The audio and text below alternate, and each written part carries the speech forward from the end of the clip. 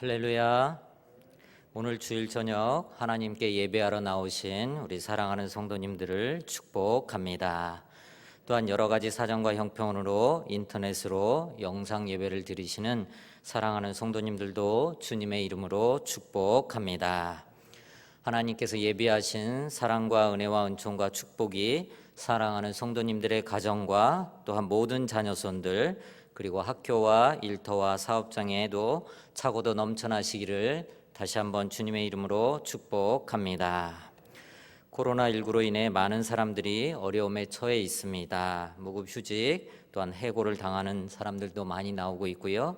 또 올해 졸업한 청년들이 취업이 안 돼서 하소연을 하고 있습니다. 특별히 이태원발 코로나로 인해서 코로나가 어느 정도 잦아드는가 했더니 이태원발 코로나로 인해서 점점점 다시 퍼져가고 있고 이제 쿠팡 물류센터 등을 통해서 수도권 지역으로 다시 이렇게 전파되고 있는 이때에 우리가 긴장의 끈을 놓지 말아야 될 것입니다. 영적으로도 마찬가지입니다. 우리가 잠시 방심할 때 사탐하기 약한 영은 바이러스보다도 더 강하게 우리를 집어삼키기 위해서 달려들고 있습니다. 그래서 베드로전서 5장 8절 말씀에 근신하라 깨어라 너희 대적 마귀가 우는 사자같이 두루 다니며 삼킬 자를 찾나니라고 그렇게 말씀하고 있습니다. 사탄마귀 악한 영이 마치 우는 사자처럼 우리를 잡아삼키려고 이렇게 다니고 있다라고 말씀하고 있습니다. 이럴 때일수록 우리 믿는 그리스도인들이 더욱더 긴장하고 기도로 깨어 있어서 사탄마귀 악한 영을 물리칠 수 있으시기를 주님의 이름으로 축복합니다. 오늘 본문을 살펴보면 이런 세기말의 현상과 같은 코로나 시대 또한 코로나 이후의 시대에 우리 믿는 그리스도인들이 과연 이 땅에서의 어떠한 삶을 살아야 하는가를 살펴보고자 합니다. 다시 말해서 믿는 그리스도인들은 이렇게 힘들고 어려운 때일수록 더욱더 성령 충만하여서 성령을 따라 그렇게 살아가야 하는데 성령을 따라 사는 삶의 실제적인 삶, 우리가 있는 가정과 일터와 직장에서 실제적인 적용으로서 신앙 공동체 안에서 우리가 어떠한 삶을 살아야 하는지를 살펴보고자 합니다. 첫 번째로 믿음의 사람들은 어떠한 상황과 형편 가운데에서도 맡은 일에 성실하게 최선을 다해야 될 줄로 믿습니다. 오늘 본문에 등장하는 느헤미야는 최선을 다하여서 아닥사스다 왕을 섬겼습니다. 당시 아닥사스다 왕은 바사 제국, 즉 세계사에서 페르시아라는 나라의 왕입니다. 이 바사 제국은 바벨론에 이어 중동의 패권을 차지하고 있었는데 아주 강력한 왕권을 지니고 있었습니다. 느헤미야는 바벨론으로 끌려온 이스라엘 포로민의 후손으로서 바벨론 제국에 이어 등장한 바사 제국의 술관원이라는 높은 지위에 올랐던 것입니다. 보통 술관원은 왕의 신임과 총애를 받는 왕의 절친한 친구나 혹은 충신 등이 보통 임명되는 것이 관례였습니다. 술관원은 항상 옆에서 술을 따르며 왕을 보자 하였는데 단순히 술을 따르는 것이 아니라 나라의 크고 작은 일들을 함께 논의하며 섬기며 오늘날로 말하면 비서실장에 해당하는 직책이었습니다. 그런데 그렇게 귀중한 직책을 바로 포로로 잡혀온 후손이자 이민자인 느헤미야가 술관원의 자리에 올랐다라는 것은 참으로 대단한 일이 아닐 수 없습니다. 술관원이 되어 궁중에 있던 어느 날 그의 형제 하나니가 조국의 처참한 소식을 전해 주었습니다. 느헤미야는 고국이 위기에 처했고 고국에 있는 동포들이 큰 어려움을 겪고 있다는 소식을 듣고 그는 곧바로 금식하며 하나님께 기도하였습니다. 하지만 그의 마음에는 근심이 끊이지 않았습니다.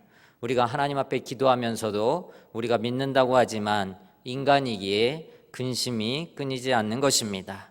바로 그 근심이 느헤미야의 얼굴에 나타났던 것입니다. 1절과 2절 말씀입니다. 아닥사스다 왕 제20년 니산월에 왕 앞에 포도주가 있기로 내가 그 포도주를 왕에게 드렸는데 이전에는 내가 왕 앞에서 수심이 없었더니 왕이 내게 이르시되 내가 병이 없거늘 어찌하여 얼굴에 수심이 있느냐 이는 필연 내 마음에 근심이 있음이로다 하더라. 그때 내가 크게 두려워하여 라고 1절과 2절에서 말씀하고 있습니다. 당시 어느 누구를 막론하고 왕 앞에서는 자기의 감정을 절대로 노출시켜서는 안 되는 그러한 때였습니다. 왕 앞에서 신하들은 항상 밝은 표정을 지었어야만 하는데 그 이유는 밝은 얼굴로 왕을 대하는 것 자체가 바로 왕의 권위를 인정하며 높인다는 표시였기 때문입니다. 그래서 신하들은 왕의 심기를 건드리지 않기 위해서 항상 왕 앞에서는 언제나 밝은 얼굴을 해야 했던 것입니다. 누구든지 왕 앞에서 슬픈 표정을 짓는다면 그 사람은 왕이 그 사람을 죽여도 할 말이 없을 정도였습니다. 더구나 왕후가 참석한 기쁜 파티 장소에서 술관원이 슬픈 얼굴로 술시중을 둔다는 것은 감히 상상할 수도 없는 일이었습니다. 그런데 느헤미야는 그런 근심 어린 얼굴을 하고 왕의 술시중을 들었던 것입니다. 이것은 그가 죽기를 자처하는 것이나 다름없는 그러한 상황이었던 것입니다. 당시 상황에서 느헤미야의 행동은 반드시 형벌을 받아야 마땅한 그러한 행동이었습니다. 그런데 아닥사스다 왕이 어찌하여 얼굴에 수심이 있느냐라고 그렇게 물어보는 것입니다. 이는 필연 내 마음에 근심이 있음이로다 라고 느헤미야에게 물어보았습니다. 오늘 본문 2절 하반절에 보면 그때 내가 크게 두려워하여 라고 말하고 있습니다. 아차, 내가 실수를 했구나. 왕 앞에서 항상 밝은 표정을 하고 있어야 되는데 내가 잠시 실수를 하였구나. 큰일 났구나. 이제 죽을지도 모르겠구나 라는 그러한 두려움에 쌓이게 되었던 것입니다. 느헤미야는 자신이 근심 어린 얼굴을 하고 있다는 것을 알게 된 왕을 크게 두려워하였습니다. 그런데 어찌된 일입니까? 왕은 분노하지도 않았고 그를 제거하지도 않았고 그를 죽이지도 않았습니다. 그렇다고 해서 당장 그를 끌어내지도 않았고 오히려 무엇 때문에 근심하고 있는지 안타까운 마음으로, 사랑의 마음으로 느헤미야에게 물었던 것입니다. 아닥사스다 왕의 호의는 이것뿐이 아니었습니다. 4절 말씀을 보도록 하겠습니다. 왕이 내게 이르시되 그러면 내가 무엇을 원하느냐 하시기로 내가 곧 하늘의 하나님께 묵도하고 라고 말씀하고 있습니다. 왕이 내가 무엇을 원하느냐 라고 그렇게 물어보았는데 이 부분이 너무나 중요합니다. 다시 말해 느헤미야의 고민을 다 들어주겠다라는 그러한 말씀인 것입니다. 이제 너 혼자 걱정하지 말고 왜 근심을 하고 있는지를 나에게 말해보라 라는 것이었습니다. 화를 내며 당장 느헤미야를 끌고 나가라고 명령을 내려야 할 아닥사스다 왕이 이러한 호의를 베푼 이유가 무엇이겠습니까? 그것은 느헤미야가 평상시에 왕에게 신임을 얻었기 때문입니다. 그래서 근심 어린 얼굴을 하고 있는 느헤미야를 본 왕이 오히려 느헤미야의 건강을 걱정하며 그에게 소원을 물었던 것입니다. 이것은 느헤미야가 왕의 사랑과 신임을 받고 있었다라는 증거입니다. 이방인이 왕의 총애를 받는다는 일은 쉽지 않습니다. 이방인인 느헤미야가 왕의 사랑과 신임을 받았다는 것은 그가 어떠한 삶을 살았는지를 짐작해 해주는 그러한 본문인 것입니다.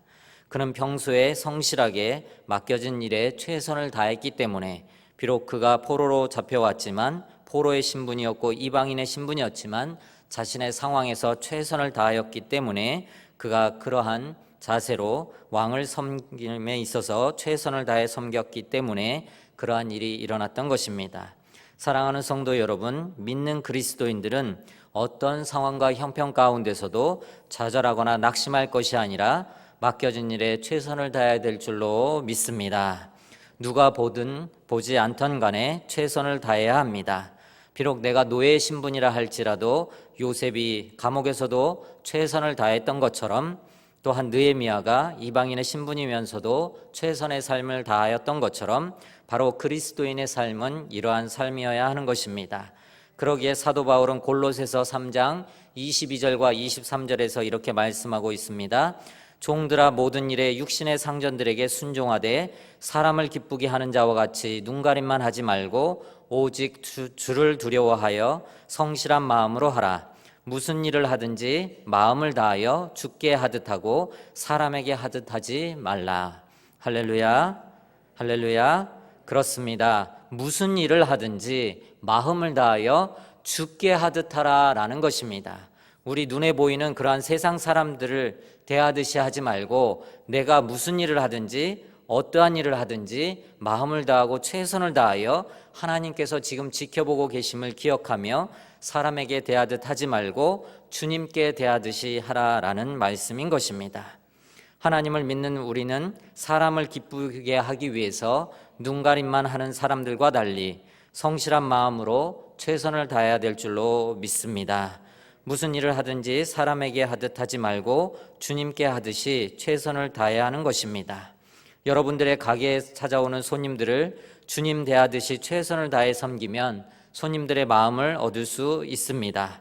주님을 섬기듯이 성실하게 대할 때 직장 동료의 마음을 얻을 수 있고 직장 상사의 마음을 얻을 수가 있는 것입니다. 주님 섬기듯이 성실하게 대할 때 학교에서 친구들의 마음을 얻을 수가 있고 또한 주님을 섬기듯이 성실하게 대할 때 가족 간의 갈등이 사라지게 되고 가족 안에서도 사랑을 받게 되는 것입니다. 그러므로 느헤미야처럼 맡은 일에 성실하시기를 부탁드립니다. 주님 섬기듯이 최선을 다하여 주위 사람을 성실하게 섬기시기를 부탁드립니다. 성령을 따라 사는 삶의 실제적인 적용으로 신앙 공동체 안에서 가져야 할 실질적인 지침 두 번째는 기도하며 하나님의 타이밍을 기다리는 것입니다. 제가 지난번 설교 말씀할 때도 말씀드렸던 것입니다. 하나님의 일은 때가 있는 것입니다. 내가 아무리 그것을 하고자 하려고 한다 할지라도 하나님의 때가 이르지 않으면 일어날 수가 없는 것입니다. 느헤미야는 1장 4절에 보면 그는 수일 동안 슬퍼하며 하늘의 하나님께 금식하며 기도하였습니다. 그는 금식하며 하나님 앞에 간절히 기도하였습니다. 왜 그렇습니까? 바로 그는 기도의 사람이었기 때문입니다. 또한 그는 기도할 뿐만 아니라 하나님의 때가 이를 때까지 그는 기다릴 줄 아는 사람이었던 것입니다. 그래서 그는 무려 기스를 월에서부터 니산월에 이르기까지 우리나라 달력으로 보면 11월에서 12월경부터 4월에 이르는 그 순간까지 무려 4개월 동안 계속해서 기다렸던 것입니다.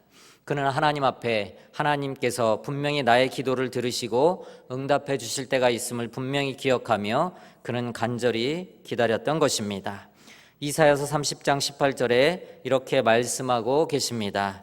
그러나 여호와께서 기다리시나니 이는 너희에게 은혜를 베풀려 하심이요 일어나시리니 이는 너희를 긍휼히 여기려 하심이라. 대저 여호와는 정의의 하나님이시라. 그를 기다리는 자마다 복이 있도다 라고 말씀하고 계십니다. 어떤 자가 복이 있다고 말씀해 주고 계십니까? 그를 기다리는 자마다 복이 있다라고 분명히 말씀해 주고 계십니다. 당장 거래처 사람의 마음이 바뀌지 않아서, 당장 말썽을 일으키는 자녀의 마음이 바뀌지 않아서, 당장 아내와 남편의 마음이 바뀌지 않아도, 당장 친구의 마음이 바뀌지 않는다 할지라도 포기하지 않고 끝까지 인내하십시오. 코로나 바이러스가 이제 사라지는가 했더니 우리가 잠시 긴장을 늦춘 사이에 또 일어나고 있습니다. 사람들이 이제 좀 사업이 좀 잘 되겠거니, 이제 좀 경기가 나아지겠거니 라고 생각을 하였는데 다시 또 코로나 바이러스가 창궐하며 수도권을 중심으로 다시 퍼져나가며 아주 힘들고 어려운 상황이 다시 일어나고 있습니다. 이럴 때 정말 기다리는 것 쉽지 않습니다. 너무나 힘들고 어렵습니다.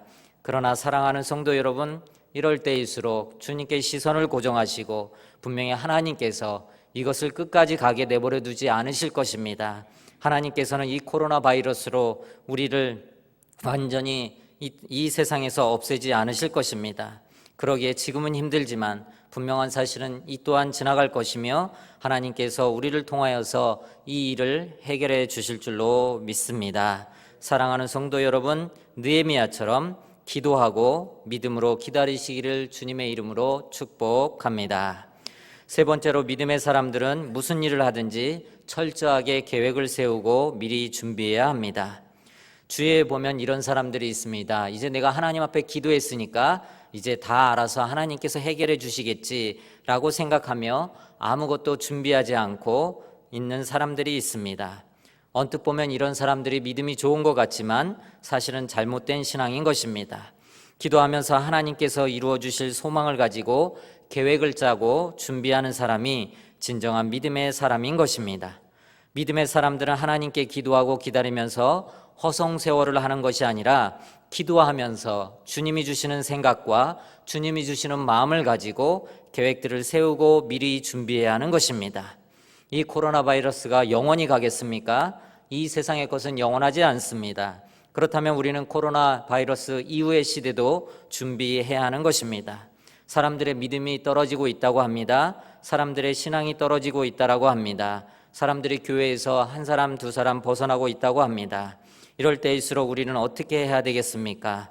오늘 본문에 등장하는 느헤미야가 기도하며 기다리면서 행한 일이 하나 있습니다. 그는 자세하게 계획을 세웠습니다. 그는 아무 생각 없이 기도한 것이 아닙니다. 아닥사스다 왕으로부터 내가 무엇을 원하느냐라는 질문을 받았을 때 그는 마음속에 품고 있던 소원을 말했습니다. 나를 유다 땅 나의 조상의 묘실이 있는 성읍에 보내어 그 성을 건축하게 하옵소서라고 그렇게 즉시로 대답을 하였던 것입니다. 느헤미야는 정확하게 자기가 원하는 것을 왕에게 말했습니다. 그러자 왕이 다시 묻습니다. 유다까지는 몇 날에 다녀올 길이며 유다에 가면 언제쯤 돌아올 수 있겠느냐라고 그렇게 물었습니다. 그때 느헤미야가 어떻게 대답했습니까? 왕이시여 잠깐만 기다려 주십시오. 제가 이제 유다 땅에 가서 예루살렘 성을 세우는데 몇 날 며칠이 걸릴지 계산해서 다시 알려드리겠습니다 라고 그렇게 대답하지 아니하였습니다.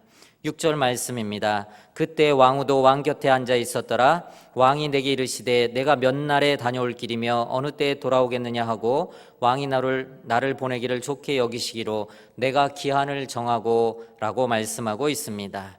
기한을 정했다라는 것이 무엇입니까? 즉 내가 가서 몇 날 며칠에 그 임무를 완수하고 예루살렘 성벽을 다시 세우는데 몇 날 며칠이 걸릴 것인데 그 일을 행하고서 돌아오겠다라는 말인 것입니다.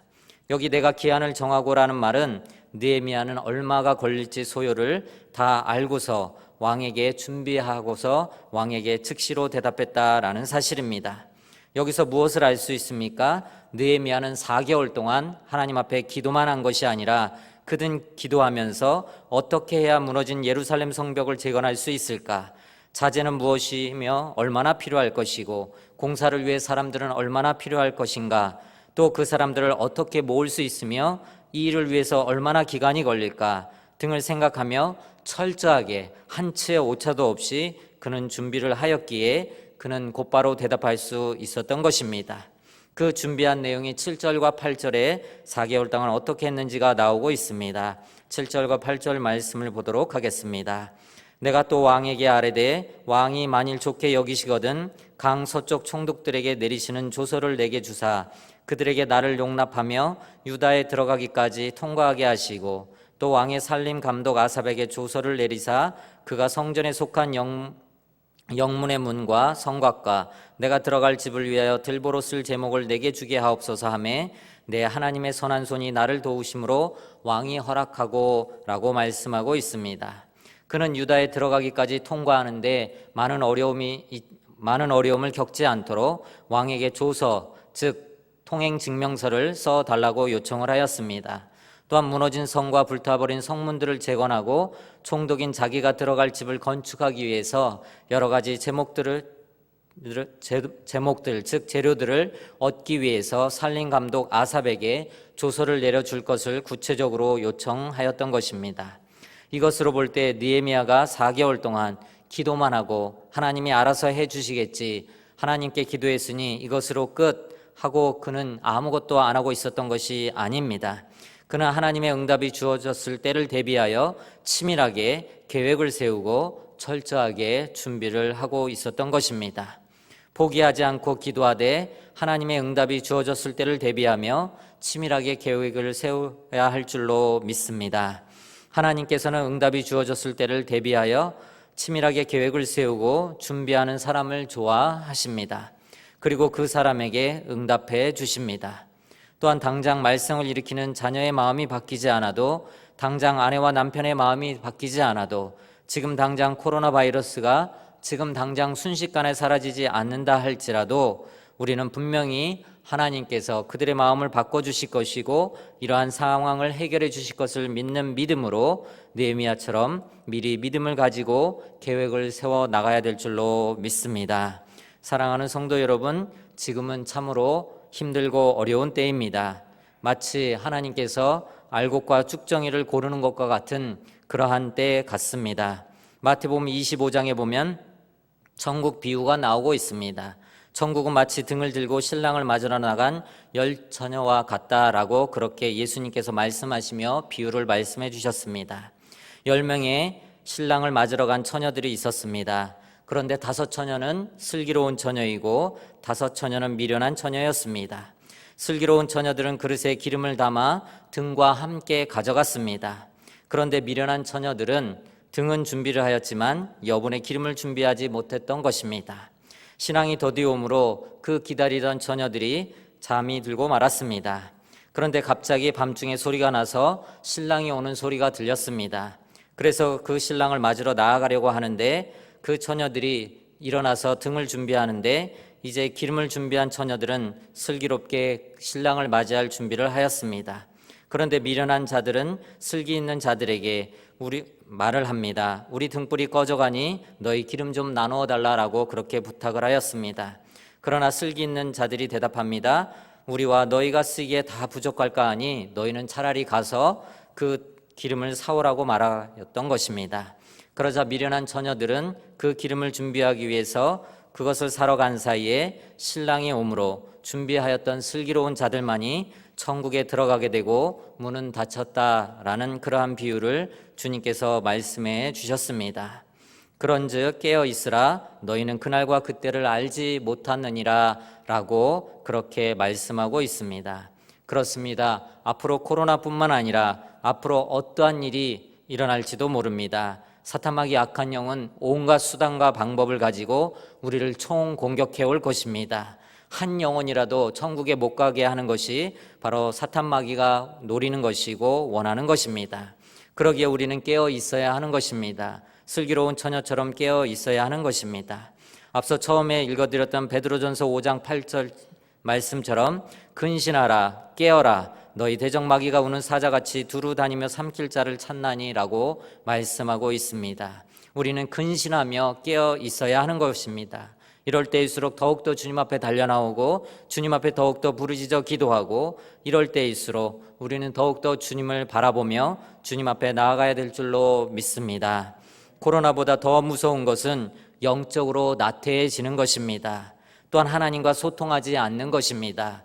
코로나를 이유로 우리가 하나님과 소통하지 않는 것, 우리가 물론 교회에 나와서 하나님과 소통할 수도 있고 집에서 기도의 골방을 만들고 소통할 수도 있습니다. 하나님은 계속해서 우리와 더욱더 간절히 대화하기를 원하시고 또한 소통하기를 원하십니다. 오히려 이러한 어려운 때일수록 이러한 고난이 우리로 하여금 더욱더 주님 앞에 무릎 꿇고 주님을 더욱더 의지하게 만드는 것입니다. 이러한 고난이야말로 우리로 하여금 하나님 앞에 더 가까이 가게 만드는 것입니다. 사랑하는 성도 여러분, 주님께 시선을 고정하시고 주님만 바라보시기를 주님의 이름으로 축복합니다.